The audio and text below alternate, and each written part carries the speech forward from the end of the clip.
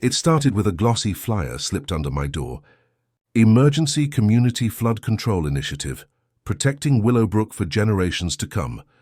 Brenda's name was stamped at the bottom, along with a smiling stock photo of a family standing by a fake creek. I almost laughed. My real creek had survived flash floods, droughts and wildfires, all without the help of an HOA, but at the next board meeting, they made it sound like a matter of life and death. Brenda stood at the front of the clubhouse, like she was running for office. "Ladies and gentlemen," she began, "our subdivision sits downstream from an unregulated waterway. If we don't act now, a single heavy storm could devastate our homes."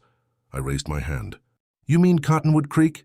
The same one that's flowed naturally for over a century, without ever flooding?" She flashed that polished grin. "Exactly. It's outdated, unmanaged, and frankly unsafe. We'll be installing a concrete drainage channel to stabilize water flow." Someone clapped. Another nodded. "Fear spreads fast when it's packaged as safety." Then she dropped the number. $1,800 per homeowner for an emergency assessment. Total project cost, $127,000. I stood up.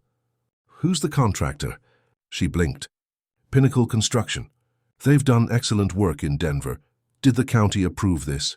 "They will," she said a little too quickly. Her voice softened into that practiced empathy tone. "I know this is hard for some residents, but this is progress. We can't cling to outdated traditions." Traditions. That's what she called my grandfather's engineering. The vote passed 6-1. The only dissenter was Edwin Kowalski, an older Polish man whose accent made him sound perpetually disappointed in everyone. He looked at me across the room and shook his head. "This is mistake," he muttered. 2 days later, trucks rolled in. I came home from a weekend trip to visit my daughter and heard it before I saw it, the grinding roar of machinery. The air smelled like wet cement and diesel. Then I saw the nightmare.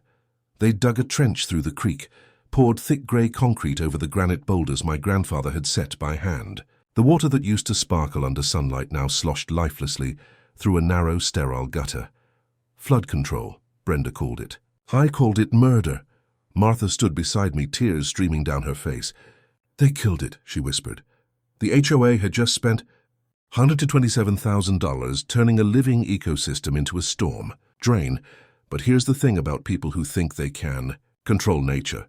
They always forget that water has memory. Every drop remembers where it's supposed to go. And this creek, it was going to remember. They thought they'd silenced it forever.